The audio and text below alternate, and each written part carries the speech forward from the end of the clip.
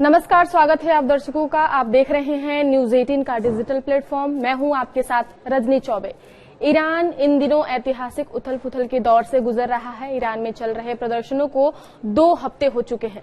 लगातार तीसरी रात देश के कई शहरों में बड़ी संख्या में लोग सड़कों पर उतरे, जिससे सत्ता पर दबाव और बढ़ गया है। विपक्षी खेमे का दावा है कि इन प्रदर्शनों ने सर्वोच्च नेता अयातुल्लाह अली खामनेई के जमींदारी तंत्र को कमजोर किया है और सुरक्षा बलों के भीतर भी असंतोष के संकेत दिखाई देने लगे हैं।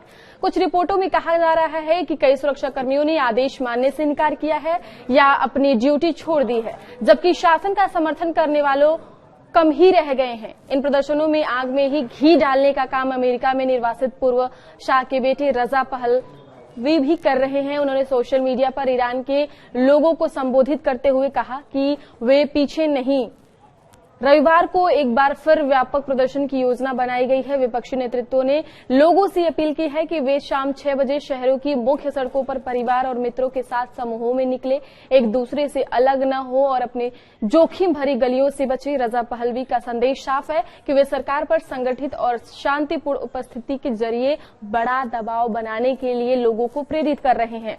पूर्व शाह के बेटे का जनता को मैसेज विदेशों में बसे वीरानियों की सक्रियता भी इसी आंदोलन को नैतिक बल दे रही है। दुनिया के कई शहरों में समर्थन प्रदर्शन की तस्वीरें सामने आ रही है, जिन्हें विपक्ष ईरान के भीतर आंदोलनकारियों के लिए मनोबल बढ़ाने वाला माना जा रहा है। ईरान के पूर्व शाही परिवार से जुड़े रजा पहलवी का नाम फिर चर्चा में है, क्योंकि पहलवी ने खुले तौर पर कहा है कि मौजूदा हालात में अमेरिका को ईरानी जनता के साथ खड़ा होना चाहिए।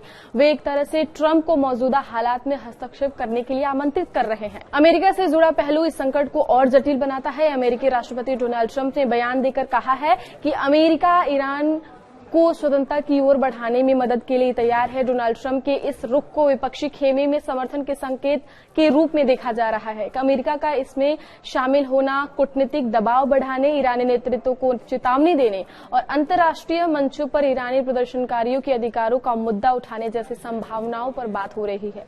क्या ईरान में उतरेंगी अमेरिकी सेनाएं? हालांकि वाशिंगटन में सैन्य विकल्पों को लेकर अटकलें भी चल रही हैं। कुछ अमेरिकी मीडिया रिपोर्ट्स में दावा किया गया है कि ईरान के खिलाफ संभावित सैन्य कार्रवाई की शुरुआती खाके पर चर्चा हुई है, जिसमें ईरानी सैन्य ठिकानों पर हवाई हमले जैसे विकल्प शामिल बताए गए हैं। अमेरिकी अधिकारियों का ये कहना है कि यह महज नियमित योजना निर्माण है, कोई अंतिम फैसला नहीं है और न ही सैन्य संसाधनों की तैनाती की गई है। इसके बावजूद जिस तरह से ईरान के भीतर अमेरिकी हमले देखे गए हैं, उनसे इन आशंकाओं को पूरी तरह खारिज नहीं होने दिया गया। अमेरिका की चेतावनी के बाद तेहरान पर दबाव बढ़ गया है। ट्रंप ने सीधे चेतावनी दी है कि अगर कुछ ऐसा हुआ तो अमेरिका पीछे नहीं हटेगा।